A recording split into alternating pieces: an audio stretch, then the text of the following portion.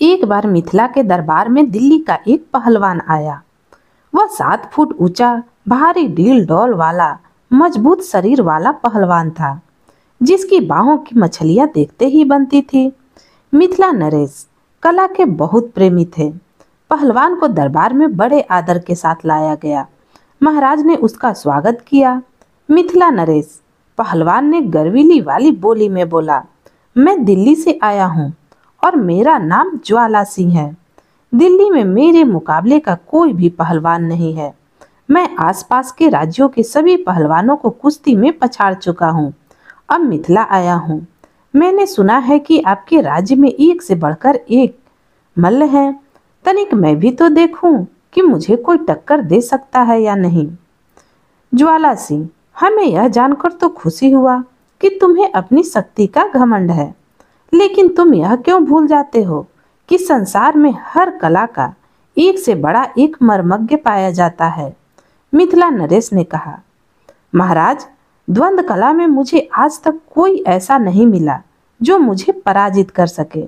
ज्वाला सिंह बोला, अवश्य ही ऐसी कोई बात होगी, पर इसका अर्थ यह तो नहीं कि तुम कभी भी पराजित नहीं हो सकते।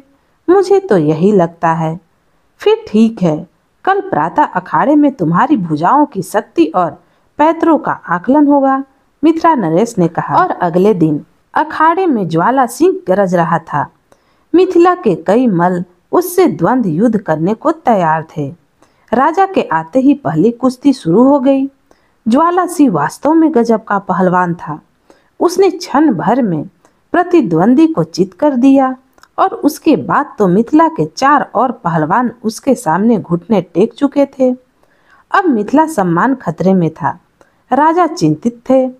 उस दिन ज्वाला सिंह को राजा की आज्ञा से शाही मेहमान बनाकर भांति भांति का भोजन कराया गया। दूसरे दिन तो और भी गजब हुआ। मिथिला का कोई भी पहलवान ज्वाला सिंह से लड़ने को तैयार ही नहीं था। अब महाराज समझ गए कि मिथिला का सम्मान अब कोई नहीं बचा सकेगा। उनके चेहरे पर उदासी छा गई। वह सब दरबारियों की ओर देखने लगे। क्या मिथिला में कोई भी ऐसा पहलवान नहीं जो ज्वाला सिंह के दर्प को चूर चूर कर सके? क्या हमने अपने पहलवानों को व्यर्थ में ही घी दूध आदि खिलाया है? इस प्रकार तो मिथिला का सम्मान नहीं बचेगा। दरबार में गोनू झा भी थे। उन्हें महाराज की उदासी देखकर अच्छा नहीं लगा। अब उन्हें कुछ सोचना होगा। महाराज, मैं ज्वाला सिंह के साथ मल्ल युद्ध करूंगा। गोनू झा गरज कर बोले, यद्यपि यह मेरा क्षेत्र नहीं है, क्योंकि मैं बचपन में कुश्ती लड़ता था तो मुझ पर कोई जिन सवार हो जाता था। प्रतिद्वंदी के हाथ पैर टूट जाते थे। घर वालों ने मुझे कुश्ती लड़ने से रोक दिया। फिर बहुत दिनों बाद एक ज्योतिषी ने बताया कि मेरे हाथों में मनुष्य हत्या की रेखा है, जो कभी लड़ते भिड़ते मेरे हाथों होगी। इसलिए मैं द्वंद्व नहीं करता, पर आज मिथिला के सम्मान की है तो मैं अवश्य लड़ूंगा। ज्वाला सिंह भौचक्का सा उस कमजोर से आदमी को देख रहा था, जो इतनी गरज के साथ चुनौती स्वीकार कर रहा था। महाराज समझ गए कि गोनू झा बुद्धि का कोई प्रयोग करके उस पहलवान का गर्व चूर करना चाहता है। हाँ भाई ज्वाला सिंह, गोनू झा बोले, कुश्ती के तो विद्वान हो और सैकड़ों कुश्तियां जीती भी होंगी। कुश्ती की सरगम तो जानते होगे। सरगम? ज्वाला सिंह अचकचाया। अरे सरगम नहीं जानते कुश्ती की? कैसे पहलवान हो? जानता हूँ ना, सब जानता हूँ। ज्वाला सिंह को कहना पड़ा। भरे दरबार में वह कैसे कह देता कि वह मल्ल होकर भी कुश्ती की सरगम नहीं जानता?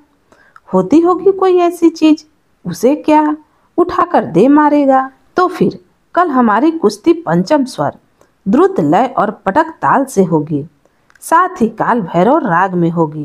गोनू झा बोले। ज्वाला सिंह ने सहमति में सिर तो हिला दिया, पर उसका दिल गरज उठा। उसने आज तक उस तरीके से कुश्ती न लड़ी थी जिस तरीके से उसका प्रतिद्वंदी बता रहा था। वह तो एक भी न जानता था। ज्वाला सिंह इसी उधेड़ बुन में था। रात्रि का भोजन करने के बाद आराम कर रहा था कि दरबारी बोला, कल तो वास्तव में मजा आ जाएगा। असली कुश्ती तो कल ही देखने को मिलेगी। गोनू झा पटक ताल में जरा कच्चे हैं, पर द्रुत लय में उनका जवाब नहीं।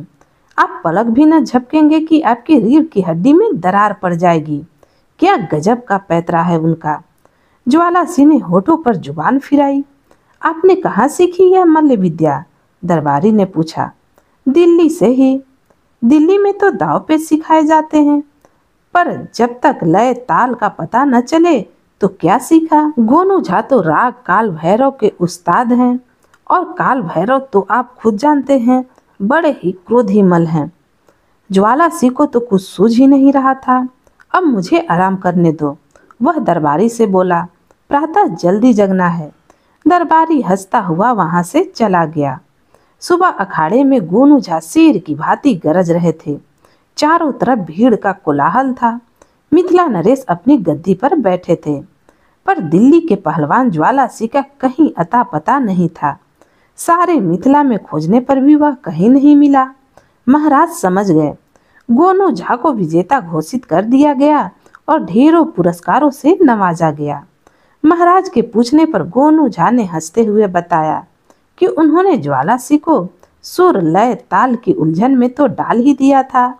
रात को एक विश्वस्त दरबारी द्वारा उसे इतना भयभीत कर दिया गया कि उसने भाग जाने में ही भलाई समझी। महाराज प्रसन्न हो गए।